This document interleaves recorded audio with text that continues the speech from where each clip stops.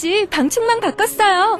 미세벌레 덤벼봐 먼지 모두 덤벼봐 촘촘해서 촘촘만 방충망은 촘촘만 예쁘고 통풍까지 좋아요. 방충망은 촘촘만 주식회사 텍스토머. 텍스토머의 이동식 촘촘망 더블랙이 새로 나왔대요. 미세벌레 덤벼봐 먼지 모두 덤벼봐 촘촘해서 촘촘만 이동식 촘촘망 더 블랙. 떼었다 붙였다 청소도 간편. 이사 갈 때 떼어갈 수도 있으니까. 방충망은 촘촘만 주식회사 텍스토머. 건강에 뭘 좀 아는 사람이라면 자, 따라해보세요. 하나 둘셋넷 건강해져라 건강해져라 건강해져라 건강해져라 가족 건강에도 부모님 선물도 건강종합몰 정관장몰.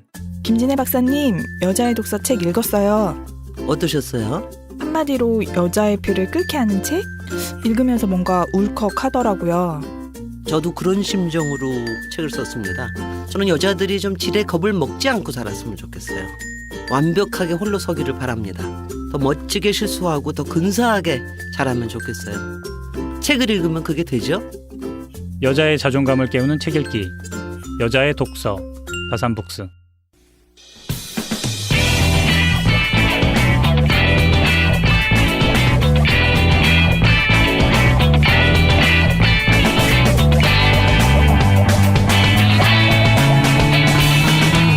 김어준의 뉴스 공장.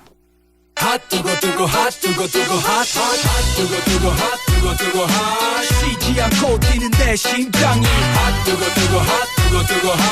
불타오르는 나의 젊음이 저희 방송에서 나라 걱정을 하다가 오늘 당대표가 되어버리신 이혜훈 대표에 의해서 현재 당사일 2위입니다.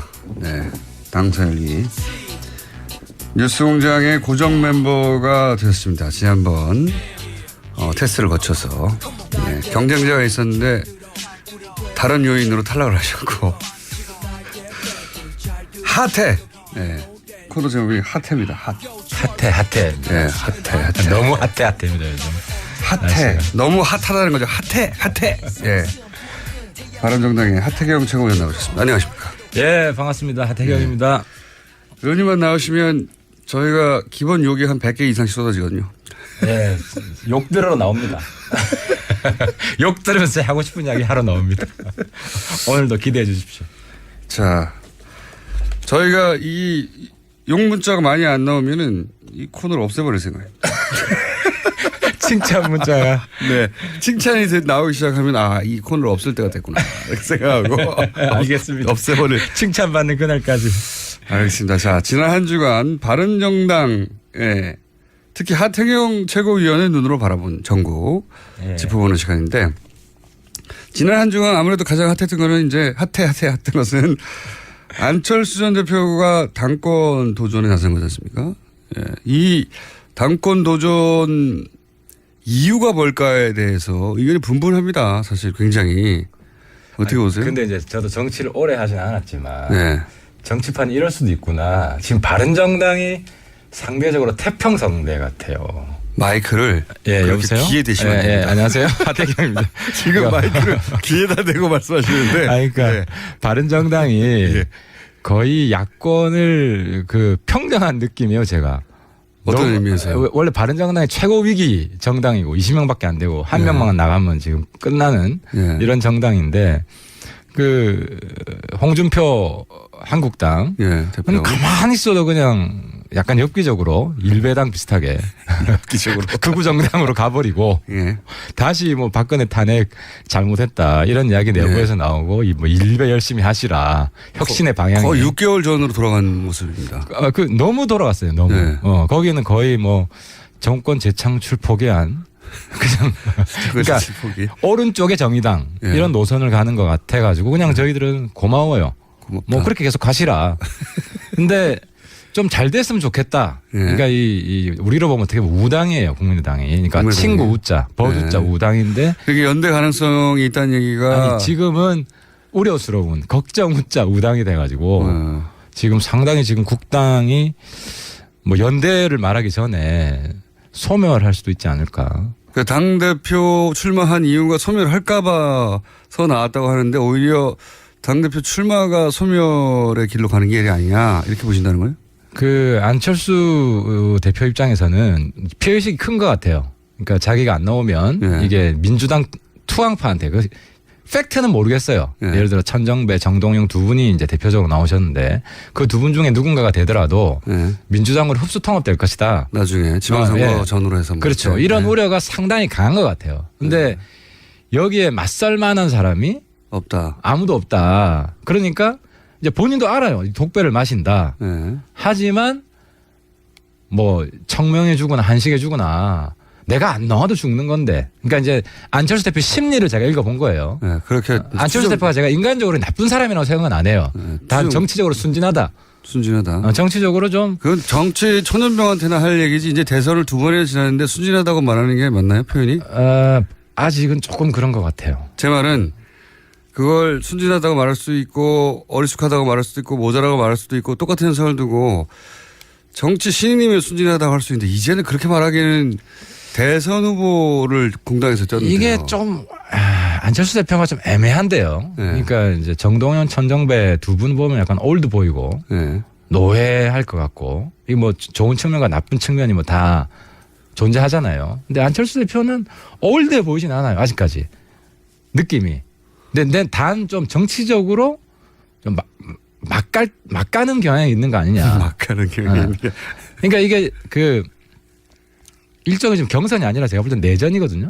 예. 그 골육 상생, 그 6.25랑 똑같아요. 결국 분단으로 갔듯이 이 분당으로 갈 수순으로 보인다. 어쩌면 분당을 하려고 하는 거 아닐까요? 이 기회에 물론 이것도 뭐 순전히 추정이고 그렇긴 한데 이 기회에 호남계들과 결별하려고 일부러 그러는 거냐라고 할 정도로 격렬하잖아요 지금. 그런 것 같아요. 그러니까 결별 수순을 밟고 있는 거고. 근데 결별의 방식이 거기 비례의원이 많잖아요. 네. 비례의원을 누가 획득하느냐. 그러니까 13분이나 되기 때문에 네. 이 당 예를 들어 이제 바른정당하고 비슷하죠. 바른정당에 사실상 유승민 후보가 되면서 네. 유승민 주도의 당이 되니까 사실상 김무성 대표랑 함께하던 13분이 홍준표 밑으로 갔잖아요. 예. 이제 그거랑 비슷하게 만약에 안철수 당대표가 되면 여기 같이 못하겠다고 하는 분들이 떠날 가능성도 있고 아니면 뭐 그 반대 가능성. 반대 가능성이라는 반한 계통의 누군가가 당대표가 되면 안철수 계통에 있는 사람들이 뭐 다시 뭐 소위 요즘 뭐 극중주의 네. 뭐 이런 깃발을 들고 국정주의 저기 좌파랑 같이 못하겠다. 네. 뭐 그럴 가능성도 있어 보이는 거죠. 그러니까 당을 추스린다고 하는 것의 의미가 본인이 당을 확실히 장악하고 그리고 호남계가 장악해서 혹시 자신의 입지가 줄어들까 봐 출마해서 그쪽 완전히 제압하거나 혹은 뭐 분당하더라도 할 수 없다. 이 정도 결심으로 나왔을 것이다. 그렇다고 봅니다. 저 완전히 이번 판에 어쨌든 민주당으로 흡수되는 건 맞겠다. 이런 나름대로의 왜냐하면은 자기가 만든 당이잖아요. 네. 그러니까 예를 들어 자기가 만든 회사가 있었잖아요. 그 회사에서 자기 지분이 다 그러니까 회사는 주식 지분이라도 있는데 이건 그런 것도 없잖아요. 네.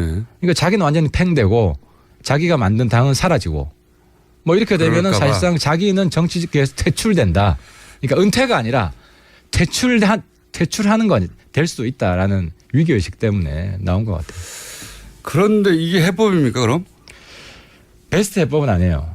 제가 만약에 뭐 이렇게 조언을 할 수 있다면 네. 지금 공멸이거든요. 조언을 할 수 없죠. 안철수 대표가 네. 제가 하는 이야기 비슷한 워딩을 해요. 제가 깜짝 놀랐어요.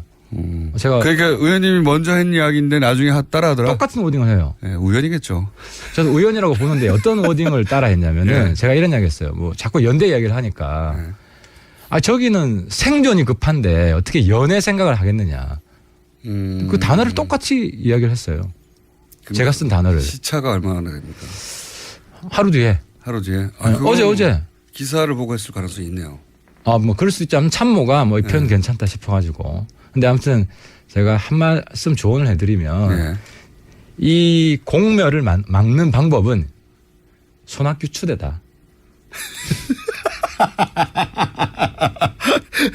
모두가 잊고 있던 그렇죠. 무더기에 끝나서. 왜냐하면 손학규 대표가 사실 예. 국당의 나름대로 기여한 바가 커요.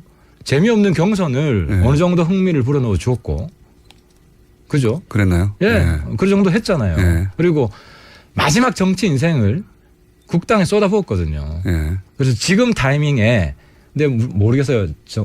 정동영, 천정배 후보 쪽에서 자기한테도 불리하다. 안철수 대표가 당권을 잡으면 차라리 손학규 대표 체제가 자기들이 후위를 도모하는 데 유리하다. 그리고 안철수 당대표도 너무 욕을 들어먹으니까 예. 손학규 대표가 잠시 좀 맡아주시라. 의원님 점점 얼굴이 다가오면서 마이크가 귀로 가고 있습니다. 다시. 왜 이렇게 저하고 얼굴 가까이 하시려고 하는 건지. 아니 근데 그러고 보니 손학규 대표가 어디 가셨는지 모르겠네요. 이때쯤이면 한마디쯤 하실 법도 한데. 손학규 대표도 점점 내분이 깊어지는 상황이 그렇게 싫지만은 않을 거예요. 본인의 존재감이 다시 지금 부상할 수 있는. 그렇지만 아무도 얘기 안 하고 있지 않습니까? 의원님을 제외하고는. 아마 내일부터 또 본인이 한번 했기 때문에 국당 분들이 호응해 주지 않을까. 그러면 동교동계는 뭐 출당 얘기까지 나왔었는데 물론 뭐 감정적인 표현이겠지만 그 정도 말까지 했는데 가만히 있기도 그렇잖아요. 동교동계가. 뭐 그분들은 원래 정치 굉장히 오래 하신 분들이잖아요. 예. 그래서 언제든 뭐 휴전할 수도 있고 타협할 수도 있고 원래는 그분들 탈당 이야기했잖아요. 예. 근데 탈당 딱 보니까 몇 명 안 하겠거든. 그러니까 거기서 또 꼬인 거예요. 그러니까 정치는 첫 마디가 굉장히 중요한데 첫 마디 탈당해놓고 그다음에 출당으로 바꿔버리니까 진정성도 떨어지고 이 당장 싸움 의지가 별로 없다. 이 가능성 어떻게 보십니까? 이것도 뭐 설입니다. 워낙 설들이 많고 그 안철수 대표가 대략 한 3년 후에 할 법한 행보를 지금 하는 거거든요. 말하자면. 네, 그렇죠. 예, 뭐 총선 직전에 이래놓으면 누구도 안철수 대표가 왜 나와 이러지는 않을 거예요. 근데 지금 3년 후가 아니라 대선 끝나고 3개월 만에 이런 일을 하니까 모두 다 이제 해설들을 내놓고 있죠. 각자 사설 해설들을 내놓고 있는데 그 김무성 대표 측과 나중에 나중이라는 게 뭔지 모르지만 연대하기 위해서 그러기 위해서 자기가 당권을 쥐고 있어야 된다. 뭐 이런 설들도 있어요. 그 들어보셨습니까? 그러니까 이제 설이 아니라 내가 깜짝 놀란 게 이제 저도 안철수 대표 극중주의가 뭐냐 궁금했는데 그 말을 하더라고요. 안보에서는 보수, 경제에서는 진보. 유승민 대표. 그러니까 이게 이제 바른정당이랑 같이 하고 싶다는 그런 메시지를 강력하게 던진 건 맞아요. 그건 저도 인정을 하는데 이제 우리 당 입장에서는 그럼 김무성 대표하고 관계를 푸는 것도 중요하죠. 김무성 대표가 지금은 많이 적당한 표현이 안 들어오네요. 찌그러져 계시지 않습니까? 아니 우리 당은 그래도 이제 그 전통과 혁신이 잘 조화를 이루고 있기 때문에 김무성 대표도 그에 걸맞는 역할을 하실 거예요. 김무성 대표는 전통 쪽이 아무래도 이제 구정치와 신정치가 구정치의 장점이 많잖아요. 그래서 김무성 대표의 뭐 정무적 판단이나 지금은 힘이 많이 빠지셨죠. 지금 뭐 13분이 김무성 대표 내팽개치고 저 홍준표 밑으로 들어가는 바람에 스타일 많이 구기셨죠. 근데 같이 왜 안 가셨어요? 김무성 대표가 먼저 가 있어라. 말렸죠. 아니, 그거 아니에요. 먼저 가 있으라 한 거 아닙니까? 그게 아니고. 좀 이따 갈게. 그 내막은 제가 잘 아는데. 그래요? 김무성 대표한테 반기를 들고 간 거죠. 반기를? 김무성 대표 입장에서 어떻게 갑니까? 거기에. 아니 그러니까 지금 당시 그런 얘기도 있었지 않습니까? 대선 후에 유승민 대표가 지지율을 그렇게밖에 못 받으면 결국 당은 없을 것이고 먼저 가 있어라 내가 나중에 갈 테니까 지금은 싸놓은 척 하자 이거 아니었어요 혹시?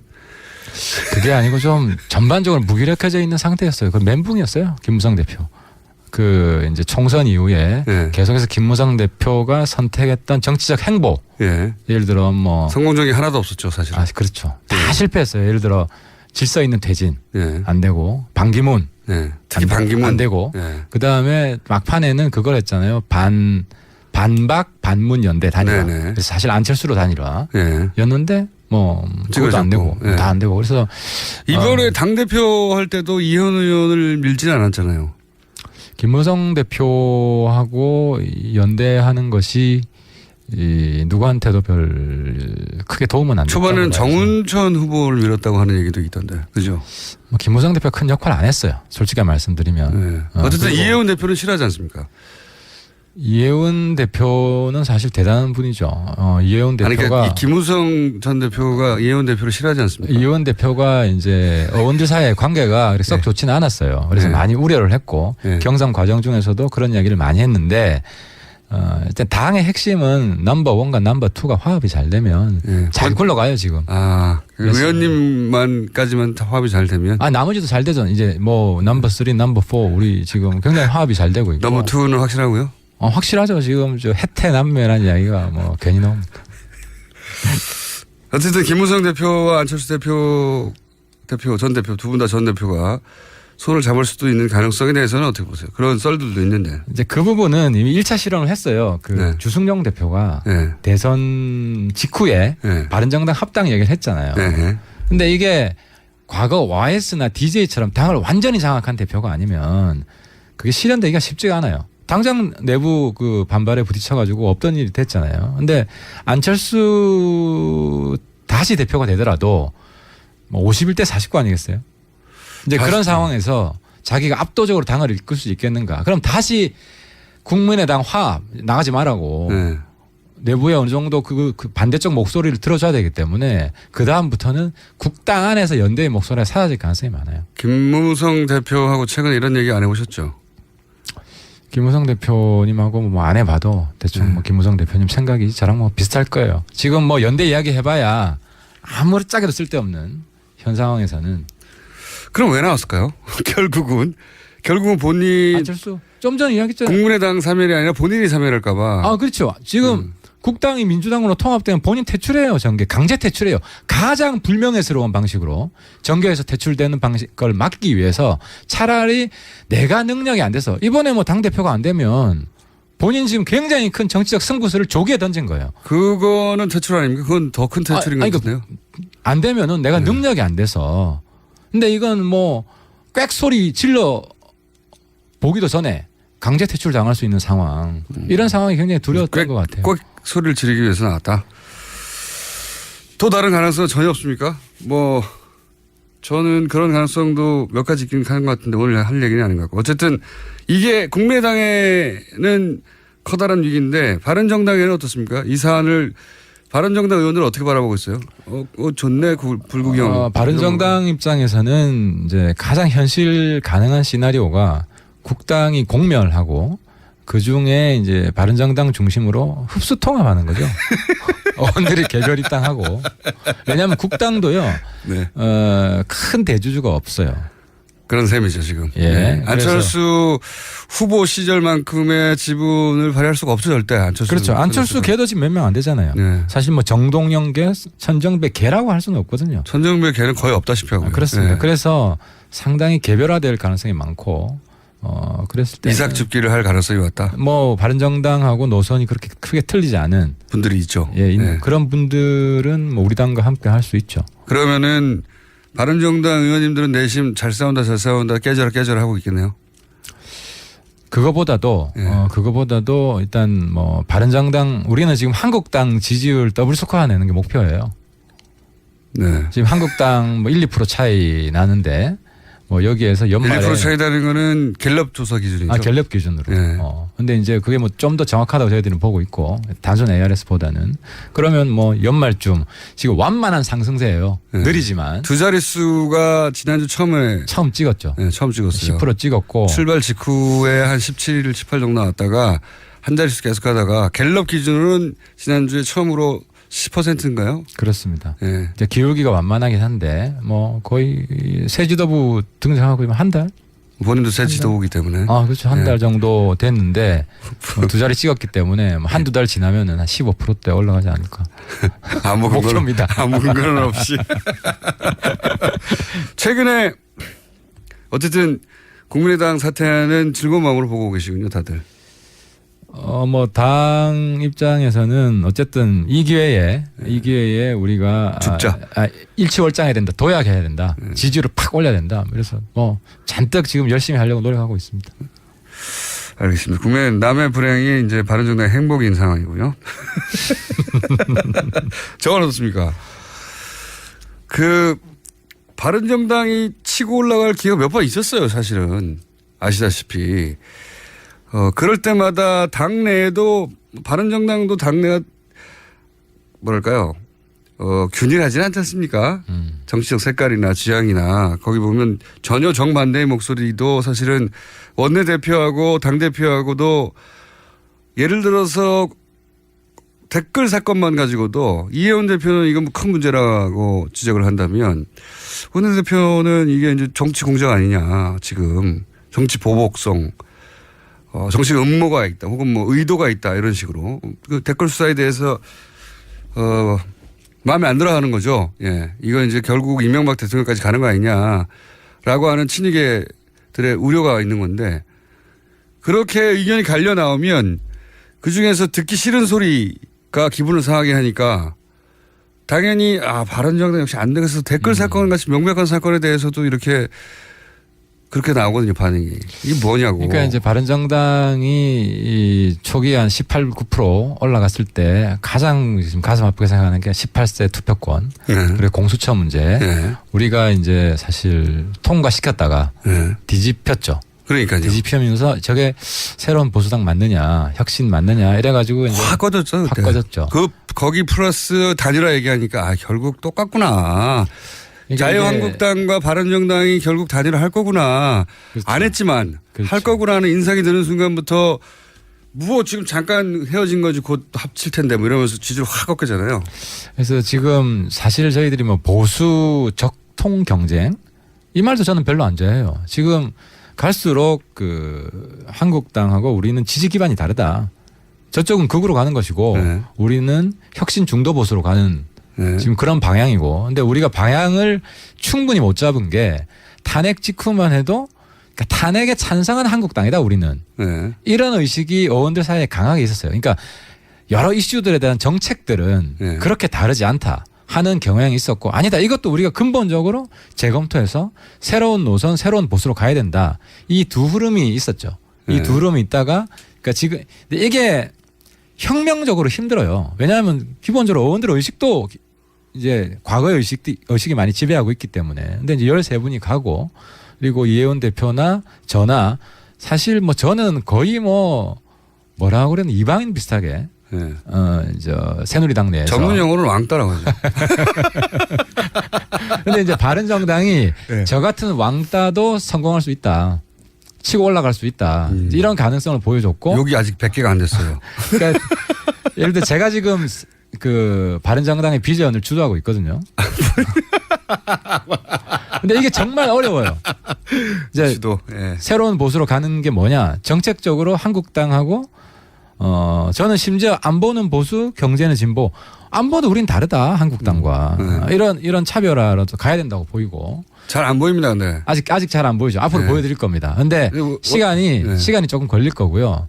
그다음에 이제 댓글 문제는 댓글 문제 명확한 거는 국정원의 정치 개입 잘못된 겁니다. 그렇죠. 이건 이번에 뿌리 뽑아야 돼요.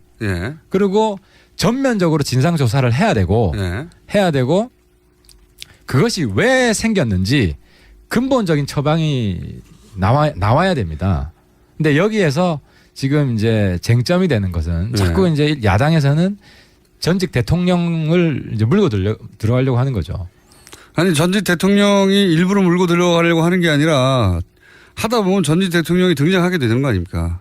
그러니까 그거는 봐야죠. 봐야죠. 그거는 봐야죠. 아직 그 국정원 적폐상단 TF에서도 청와대 내용은 모른다는 것이고 그럼 MB가 알바들 조직해서 댓글 열심히 써 그렇게 지시를 한 거냐? 대통령이 직접 알바를 고용하라고 하진 않았겠죠, 뭐 당연히. 그러니까 제가 대통령이면은 이런 이야기는 했을 것 같아요. 북한의 대남 심리에 대해서 적극적으로 대응해. 뭐라 그러겠습니까? 근데 그게 댓글 알바를 고용하는 것으로 해결될 일은 아니지 않습니까? 그러니까 그 구체적인 내용에 대해서 지금 원세훈 원장도 저는 자기도 그 구체적인 내용에 대해서는 예를 들어 댓글이 어떤 댓글이 쓰여진다. 그건 상관이 없죠. 그러니까 그런 거, 그러니까 이 부분을 지금 이제 보수까지 포함해서 대단히 착각하고 있는 게 어떤 메커니즘이 작동하냐면요. 북한 통전부에 남조선 인터넷 예. 댓글팀이 있어요. 예. 그러니까 걔네들이 대남 심리전을 하는데. 대남 심리전을 하죠. 열심히 댓글 써요. 예. 그러니까 국정원에서 이걸 쳐다보고 있으면 예.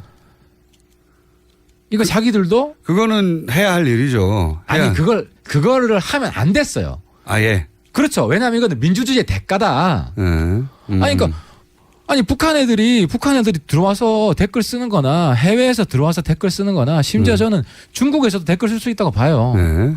근데 북한 애들이 댓글 쓰는 건 뭘 쓰는지 아세요?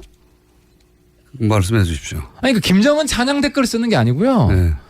한국의 그러니까 남남 대결을 위해서 네. 한국의 야당 예. 과거 뭐 MB 박근혜 집권 때 네. 지금도 그렇고 한국의 야당과 뭐 정권 제야단체 네. 반정부 단체 이런 단체들이 하는 이야기를 북한 애들이 댓글 써요. 네. 아이디 추적해 보면 북한 애들이에요. 그런데 근데 문제는 국정원에서 대단히 오판을 한 게 북한 애들이 이런 댓글을 쓰니까 예를 들어 한미와 FTA 반대한다. 그죠? 광우병소 우린 못 먹겠다. 그러니까 여기에 대한 대응을 해야 된다는 강박 때문에 예. 이게 정치 개입이 돼버린 거예요. 그게 이제 국정원 사이드에서 이해해 주면 그렇고요. 근데 생각해 보시면 북한 쪽에서 예를 들어서 댓글을 달았는데 그것이 뭐 정부의 정책에 반하거나 혹은 뭐 친북 성향을 가지고 있는 일부 단체를 뭐 지지하는 글을 썼다고 쳐요. 그거를 대응하느라 본인이 지금 국정 댓글 사격이 났다라고 해서 해명이 안 될 것들이 너무 그러니까 많죠. 너무 많아요. 제가 말씀드리는 거는 네. 이제 그러다가 뭐 선거 때도 여러 이슈가 있고 아니면 거기서도 좀 과잉 충성 문제가 있을 수 있고 뭐 이런 과정을 통해서 선거 개입 정황도 드러난 거 아니에요. 그러니까 이런 부분은 전면적으로 조사해서 다 뿌리 뽑아야 된다는 거예요. 그런데 제가 드리고 싶은 댓글 말씀은 사건은 그냥 국정원을 통해서 정권을 연장하려고 한 거죠. 아니 그러니까 첫 출발은 그렇다고 그렇다는 거고. 그러니까 여기서 국정원 개혁에서 필요한 거 제가 말씀드리고 싶은 것은 북한 애들이 한국 인터넷 들어와서 댓글 쓰잖아요. 그럼 국정원은 뭐 해야 되냐면은 만약에 북한 내에 인터넷이 있다면 북한 내에 포탈이 있다면 거기 가서 우리 국정원 요원들이 거기 가서 댓글 쓰는 거예요. 네, 그렇다고 치고요. 그죠? 근데 그 북한 인터넷이 없어요. 예. 그럼 뭘 해야 되냐면 거기에다가 뭐 삐라를 뿌리든지 뭐 IP를 차단하는 거죠. 그러니까 북한 애들이 여기 댓글 쓰는 거나 우리가 거기 삐라 뿌리는 거나 대응하는 거예요. 예. 아니면 뭐 라디오를 방송을 튼다든지 TV 방송을 튼다든지 그런 식으로 했어야 됐는데 그러니까 좀 전에 우리 우리 김호주 총수님도 약간의 발언에 이제 오답을 했는데 그 대응을 해야 된다. 그건 민주주의 대가로 포기를 했어야 된다는 거죠. 아니 대응이라는 건 예를 들어서 뭐 IP를 차단하든가 그 다른 방식으로 해야지 대남 공작을 하면 어떡합니까? 그렇죠. 그러니까 그게 그 국내 정치 개입이라는 의식이 박약했던 거죠. 왜냐하면 국정원이 과거부터 쭉 국정 홍보를 담당해 왔기 때문에. 근데 국정 홍보 차원이 아니라 예를 들어서 야당을 탄압하거나 아니면 특정 뭐 호남을 공격하든가 이건 상관이 없는 얘기잖아요, 사실은. 아니 근데 이게 정권 연장하려고 한 거죠. 완전히 상관없는 이야기는 아니에요. 그러니까 내가 그래서 요걸 좀 들어먹을 수가 있을 건데 요걸로 100개 채우시려고 하시는구나. 북한 애들이 댓글 쓰는 게요. 야당하고 똑같은 이야기를 해요. 예를 들어 한미 FTA 추진하면 한미 FTA 반대하자. 북한 애들 그런 댓글을 쓰고 그러니까 지금 북한 애들이 상당히 지능적으로 이제 대남 공작을 하고 있는데 방금 100개 넘었다네요. 야당 애들이 야당이 하는 이야기 반정부 단체에서 하는 이야기들을 똑같이 해요.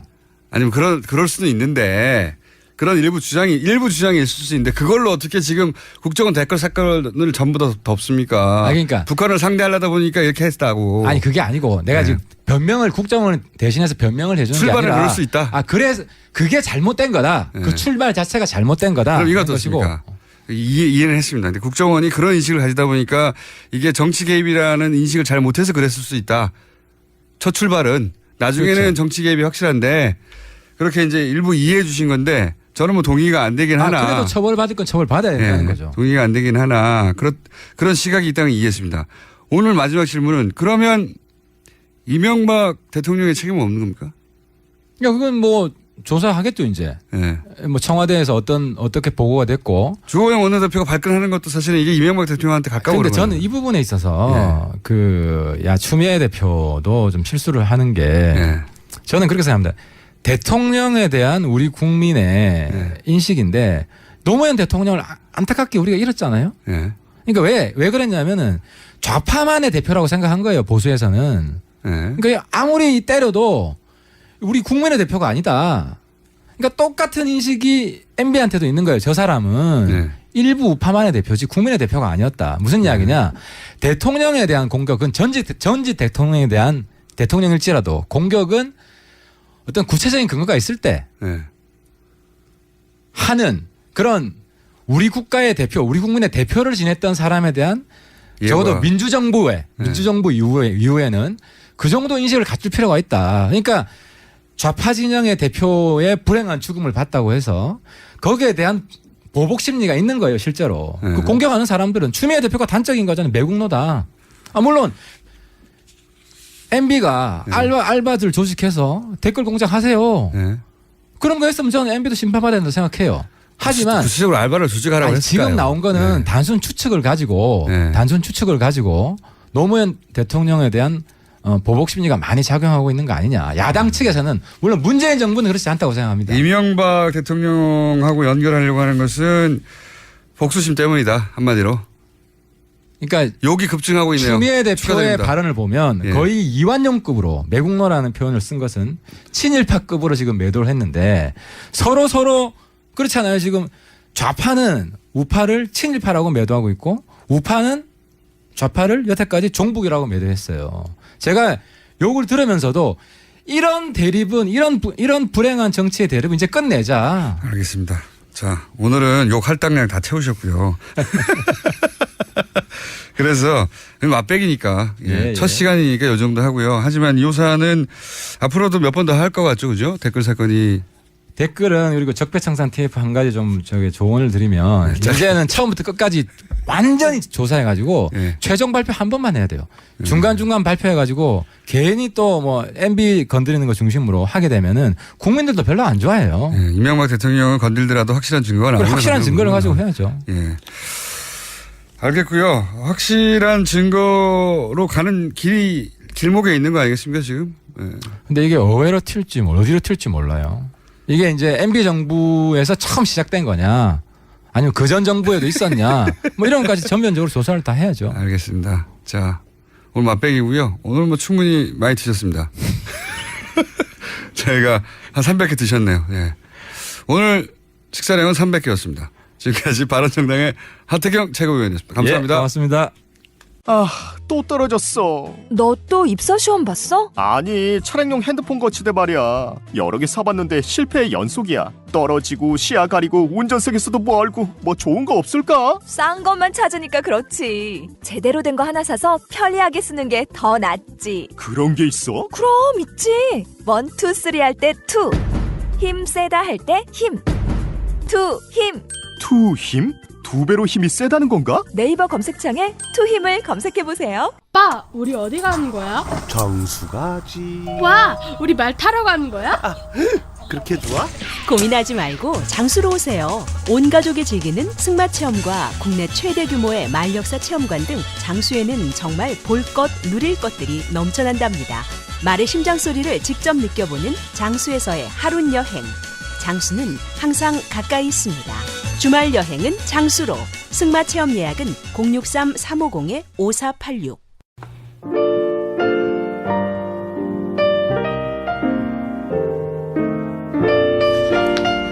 불친절한 에이어스. 하태경 의원님 정말 재치 있으시네요. 마이크를 귀에 대다니. 이런 순수한 영혼. 칭찬 문자는 이거 하나였습니다. 나머지 400개 정도는 하태경 의원님 오래 사시라고 문자가 왔고요. 그리고 공장장 요즘 들어 부쩍 바람이 셉니다. 7kg만 빼보시면 어떨까요? 바람이 새는 거는 제가 살찐 건 사실인데 최근에 10kg 가까이. 바람이 새는 것은 살찐 거하고 상관이 없습니다. 3년 전에 살아있던 콧대 어디 갔습니까? 살펴난 소리가 많네요.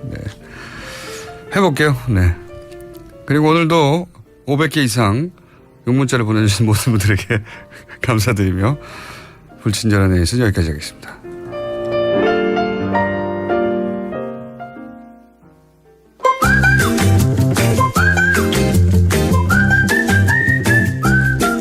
자, 칼플라니 사회경제연구소 지난주 어땠습니까?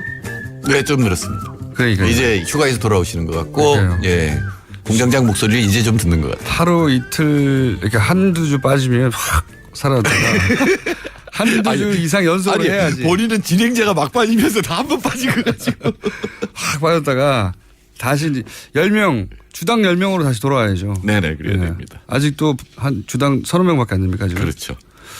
갈 길이 멉니다.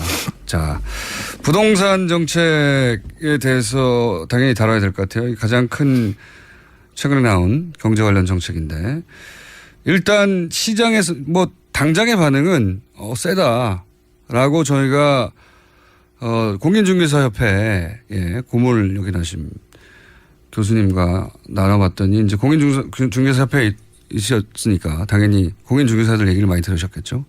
예상보다 세다. 엎드려 있자. 네. 이런 분위기라고 해요. 예, 엎드려 있자가 답입니다. 예, 좀 있으면 풀릴 거다라고 예상하고 있는 거죠. 그러니까 뭐 사실 해방 이래 부동산 업자들이 진 적이 있습니까? 예, 그게 지금 문제가 되는 거죠. 왜냐하면 모든 대통령이 사실상 부동산 잡겠다고 했는데 결과적으로 잡지 못했으니까 그렇죠. 이번에도 마찬가지일 것이다. 조금만 기다리면 된다. 좀 세게 센데. 왜 그런 현상이 벌어지냐면 이 대통령들이 경제 성장률이 떨어지면 부동산 가지고 자산 가지고 이 경제 성장을 하려고 하는 유혹을 받거든요. 건설 경기를 진작해가지고 이게 제일 쉬우니까. 네. 그리고 사실은 돈은 굉장히 많아요 지금. 부자들은 돈을 많이 갖고 있는데 쓸 데가 별로 없어요. 재벌들 돈 많은 것처럼. 생산적 투자가 안 되니까. 근데 가장 간단하고 가장 수익률이 보장되는 게 부동산인 게 맞거든요. 그러니까 이걸 못 잡으면 그리고 대통령이나 이 청와대에서 유혹을 느끼면 부동산 가격은 올라갈 거다라고 느끼는 거죠. 근데 문제는 시그널이죠. 이제 확실하게 잡겠다는 시그널하고 이 섞이는 시그널이 나가면 가령 노무현 대통령의 경우는 이거였어요. 부동산 주택 분양가 이걸 짜장면에 비유하면서 그걸 왜 공개하냐라는 식으로 얘기하니까 이제 안 잡는다 그러면서 확 올라갔고 또 하나는 이제 혁신도시 하면서 전국의 부동산 가격이 올라가게 만들었거든요. 그러니까 의도는 아니었으나 그런 시그널이 간 거죠. 네, 근데 시그널을 정확하게 부동산에 관해서는 일관되게 보내지 않으면 아까 말씀하신 것처럼 복지부동하고 있는 거거든요. 지금. 그렇죠. 조금만 기다려보면 어디 틈새가 나올 것이고. 틈새만 나오면 그다음에 글로 치고 나가는 거고 그때는 자꾸 이 강도를 높여봐야 다음에 또 나와봐야 또 기다리면 온다라고 하는 것이 지금 부동산 정책에 관한 거고 그건 투기꾼만 아니라 일반 시민도 그래요.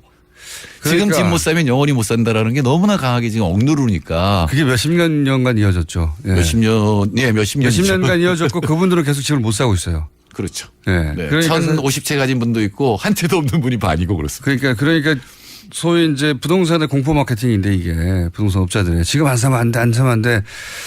만약에 이번 정부가 일관되게 5년 내내 똑같은 시그널을 유지한다면 그럼 좀 잡히긴 하겠죠 어느 정도. 네, 근데 지금 도시재생이라고 하는 게 또 있거든요. 52조가 들어가는 도시재생도 결국은 부동산 가격을 부추길 가능성이 있거든요. 뉴타운처럼. 예, 당연히 이제 지방 뭐 속성은 다르지만 어쨌든 부동산 그 부분을 신경을 안 쓰고 이 도시재생이 다시 이제 지역 땅값을 올리는 걸로 작용하게 되면 못 잡습니다. 그렇게 생각 못 잡은 것이다. 자, 그러면 참여정부 시절에 결국은 여러 가지 처방을 많이 내놨죠. 뭐 연속으로 내놨어요 그때. 날짜들도 다 기억이 안 나요. 몇 월 며칠 남으면 8월 30일이면 8.13 대책이라고 해가지고 뭐 이런 식으로 쭉 나왔는데 그 강도를 높여갔죠 점점. 높여갔지만 가장 마지막에 나온 정책도 결국은 부동산을 잡지 못하고 그때 실패 담을 틀림없이 이제 머리에 두고 그렇게 똑같은 실패를 반복하지 않아야 되겠다고 시작했을 텐데 이번 정책의 뭐랄까요 핵심 메시지를 한 줄로 하면 뭡니까? 오르지 않게 하겠다. 오르지 않게 하겠다. 내리겠다는 아닙니다.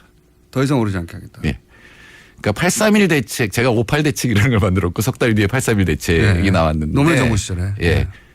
제가 딱 석 달 부동산을 담당했는데 831 대책의 핵심은 LTV DTI였어요. 그러니까 돈이 부동산으로 가는 걸 막은 거였고 제가 6.12 대책 나왔을 때 그때 핀셋 어쩌고 할 때 이거 갖고 못 막는다 그랬던 것처럼 결국은 투기 지역으로 하고 40% 심지어 30%까지 지금 이제 막잖아요. 예, 규제하면 오르지 못하고 아까 얘기처럼 이제 관망세로 들어가. 지고 있는 거죠, 집을 그냥. 근데 집을 갖고 있는 것 자체가 부담이 돼야 되거든요.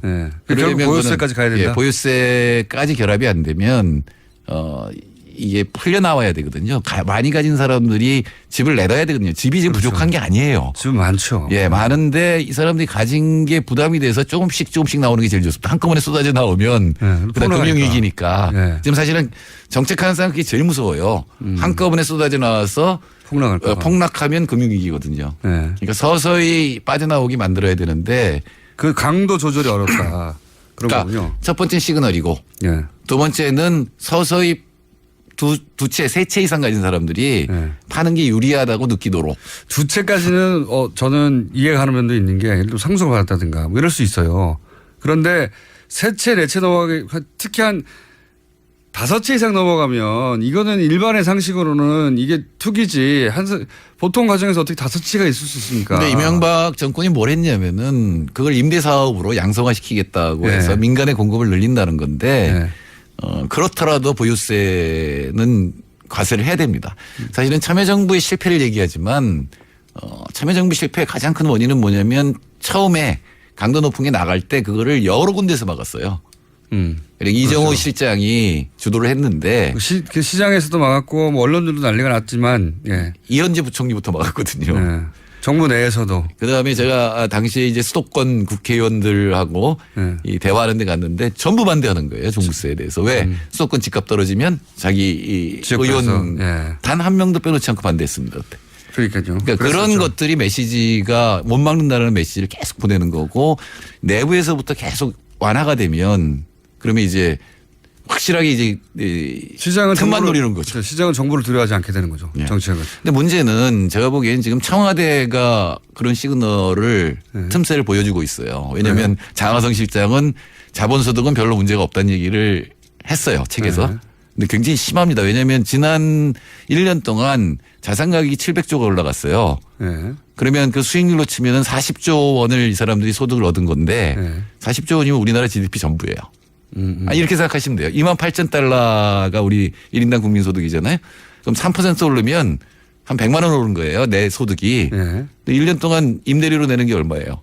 100만 원 넘는다고요. 그러니까 경제 성장이 된 부분을 전부 자산을 가진 사람들이 가져가는 고 있는 거거든요. 구조적으로. 예. 그러니까 이거를 막지 않으면 안 되는 거고 두 번째는 김수현 수석이 종부세 트라우마가 너무 강해요. 종부세 때 걱정 때문에 보유세를 치고 나가지 못한다. 예, 종부세 때문에 그때 세금 폭탄을 맞고 이 노무현 대통령 인기가 떨어졌다라는 사고를 하고 있기 때문에 이 종부세에 대해서 소장님의 이 현재 부동산 정책이 방향성은 맞는데 이걸로 부족하니 보유세까지 가서 집을 소유하고 있는 사람들이 이것보다 훨씬 더 강한 압박을 받아야 된다. 네, 제가 보기에 지금 가장 올바른 시각을 갖고 있는 사람은 김현미 장관이에요. 김현미 장관. 김현미 장관한테 맡겨라. 이게 오늘 메시지입니다. 본인이 집 없는 서름을 그리고 머리가 큰 당사자이기도 하고. 네, 정확하게 장관이 메시지를 보낸 게 뭐가 있냐면 공급이 부족한 게 아니다. 그렇죠. 예, 맞습니다. 예, 보유세까지 원래 김현미 장관이 보유세까지 하고 싶었을 거예요. 그 다 허용하고 단번에 끝내야지 찔끔찔끔하면은 결국 당합니다. 근데 2단계로 보유세가 기다리고 있다는 것도 하나의 압박이 되긴 될 것 같은데 김현미 장관의 말을 한마디로 압축하면 이겁니다. 살고 있는 집이 아니면 팔아라는 거거든요. 예, 근데 역대 대통령이 다 그랬기 때문에 별로 안 믿을 텐데 그리고 김현미 장관이 앞으로 조심해야 될 건 도시재생이 투기로 변하지 않도록 해야 된다는 거죠. 김현미 장관 말 들으랍니다. 여기까지 하겠습니다. 정태일 소장님이었습니다. 감사합니다. 네, 감사합니다. 내일 뵙겠습니다. 안녕.